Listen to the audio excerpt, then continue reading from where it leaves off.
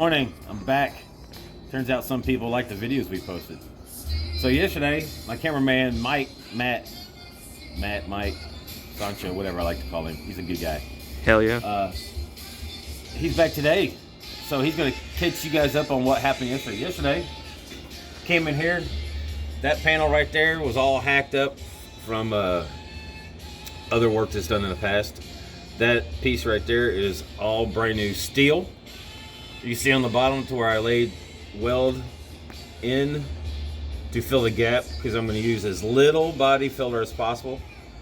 Today I'm going to go in again and refill all those little cracks all the way around. Come back with the flapper wheel, flap all that to feather the steel back into the steel, so little filler as possible. Got another patch panel we did down there. As you can see, the square in the center is still showing. That way, when I put a plate on the inside, so it'll give me some metal for when I weld on the engine side, it'll fill in and I can feather all that out. That way, one more spot, I don't have to use any body filler. This morning though, after looking at the truck, I'm a detail-oriented person.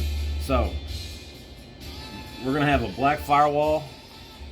You see this blue strip that comes up, runs across, it goes down. Right above that is your weather stripping, and then the cowl for a 67 Chevy truck. This morning, Matt and I are gonna take off that cowl, take off that weather strip, because if you get in close here, you can see all the nicks and scratches from where somebody just painted over just raw metal. There's no body work done. You got 1, 2, 3, 4, 5 holes. So we're gonna go in here, weld all this up, smooth it out, and all of this will be ended up painted satin black.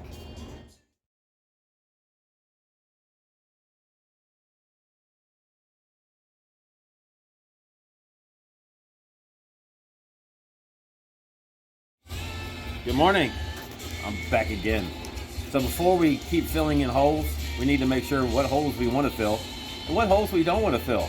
So to be sure, this is the factory C10 brake pedal bracket. Come with me. Come with me if you want to live. Welcome to the Lenk Park shoppage.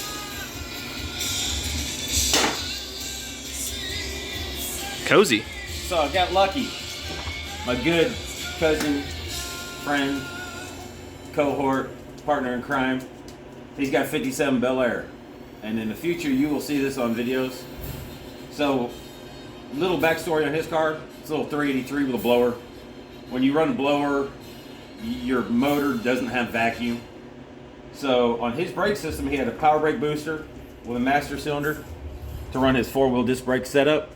But what he also had to run was a vacuum pump. So when he started the car, he had to turn the key, this ugly vacuum pump. Well, we went all the Willwood.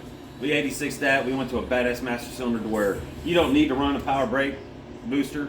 That's a long story. If you want to see how we do that, I do that on all my cars.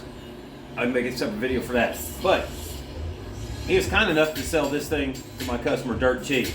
I'm not going to tell you how much. But here's the flange that bolts to the firewall.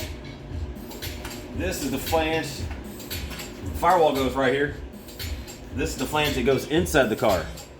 So what I made sure today is after cleaning up the steel, you can see somebody plugged in one of the holes. That's just pookie, but I'll knock that out. You see where I grounded up here clean too. That tells me I got another hole. So I lucked out to where if you look in here, this hole, that hole is going to line up perfect with the slotted holes. So basically this is how this setup's going to look like in the truck. You'll never see from here in. You'll only see the brake pedal. But from here out, she'll be able to run, as right now the truck's set up for disc drum. This setup initially will start out as disc drum, but if in the future, this will support a disc system.